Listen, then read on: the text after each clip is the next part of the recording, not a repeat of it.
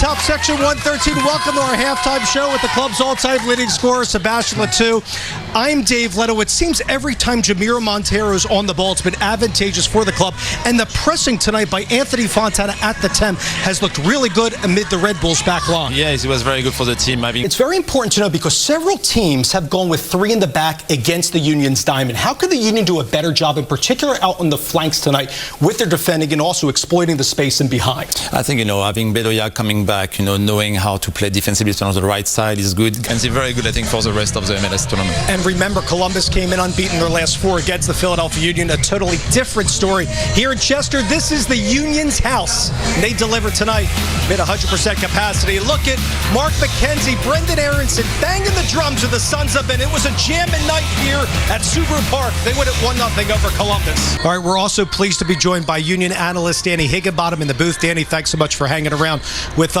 Like we just mentioned, disappointing night for the Philadelphia Union, but how about the bite and just the passing, the ball rotation, the press by Castellanos for New York City FC? Yes, they're playing less games than the Philadelphia Union. They're not in Champions League action, but they came in with a lot of grit tonight. Yeah, I thought they were excellent going forward. The movement off the ball. Leon Flock will be back in the starting lineup for the Philadelphia Union tonight, playing the number 6 for Jose Martinez, who is on the bench. We'll show you the lineups in just a little bit, but here's Leon commenting on the play of Daniel Gazdak, who played 29 minutes last game for the Union on the road. I'm getting along with him really well. The win, I think, is very positive. And then you mentioned Gazda coming in, which was huge for the club, but also you saw more build-up from the left-hand side in this game, different from the Red Bull game. So we saw more chances from Wagner on the left versus Bizo. How do you think the Union fared with the build-up on the left-hand side? They did pretty good. It's easier, I think, for the player to attack this game. And the good news is the Union are unbeaten on the road coming into tonight. For more on this matchup, we send it across the studio to JP Delacamera and Danny Higginbottom. Thank you, Dave. On the road and at home. And I thought tonight you saw more crosses from Olivier Bizo, different from what we saw in the Atlanta game as well. They got to the flanks more because we knew Columbus on the scouting report that they were going to get high into the attack with their outside backs. You saw that evident in half number 2 when Valenzuela came in as a sub right behind us, and he was high. But how about the Union tonight with Bizo and the surprise story he's been this year? Yeah, he's been great for them this year. But then you saw it change at around the 15th minute. Losada's group got more aggressive. Now we've been seeing a pattern that teams are bunkering in, sitting back against the Union. How are the Union faring on the counterattack when they play these oppositions? I think DC put more pressure for sure, I think. And to exemplify your point, for back-to-back games, the kids at the end, at 17 years old, Sullivan, Jack McGlynn in this particular game, making a difference at the tail end of this one. Speaking of Sullivan, let me go back to him. He scores in his first MLS start in that Chicago game off that bicycle. Does it warrant, perhaps, another start for Sullivan moving forward? I would love to see it, especially playing at home. All things considered, how this game worked out, a well-deserved road point for the Union. Good news, they'll be at home for the next two against Chicago and Toronto. On the other side, we'll have our full match highlights. It's a 1-1 result down in Fort Lauderdale.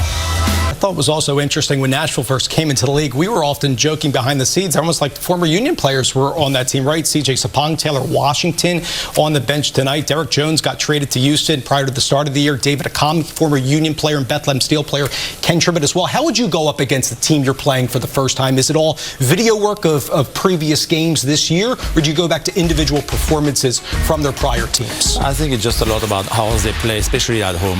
All right, as a former striker, Kacper Shabilko hasn't scored since the Portland game on May 30th. How does he get going from the outset paired with Corey Burke up top? I mean, it's good. They have a good pairing, even if he didn't score, but he was on the last goal against Chicago. He's still confident, and it's just a little click for him to score. But I think having a little rest the last game was good for him to be fresh for this game.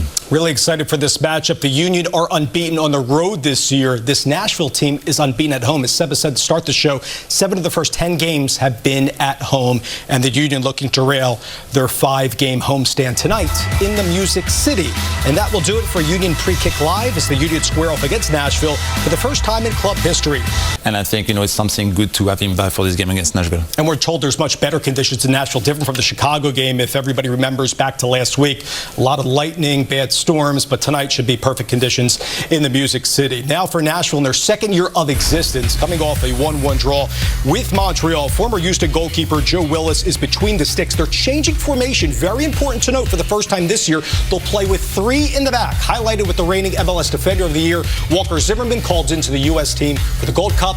Mayer's a former Indiana product. He is out on the right as the center back with Romney on the left. That means Lovitz, a former Montreal player, will get high up the left-hand side. He's a Winmore, PA native. Johnston on the right, Dax Bacardi, we know him. He's amassed nearly 400 appearances at MLS. He's paired with Anungo's making his first start. That means Dax is going to have more of an advanced role tonight. Leal, Costa Rican international, is on the right. Mukhtar is the team leader in goals and plays that number 10, but look for him to drift inside, also out onto the flanks as well. Very dangerous on set pieces. We began the show with CJ Sapong in his first year with Nashville, spent the last 2 years with Chicago. He has 1 goal, 1 assist this year for Gary Smith's team.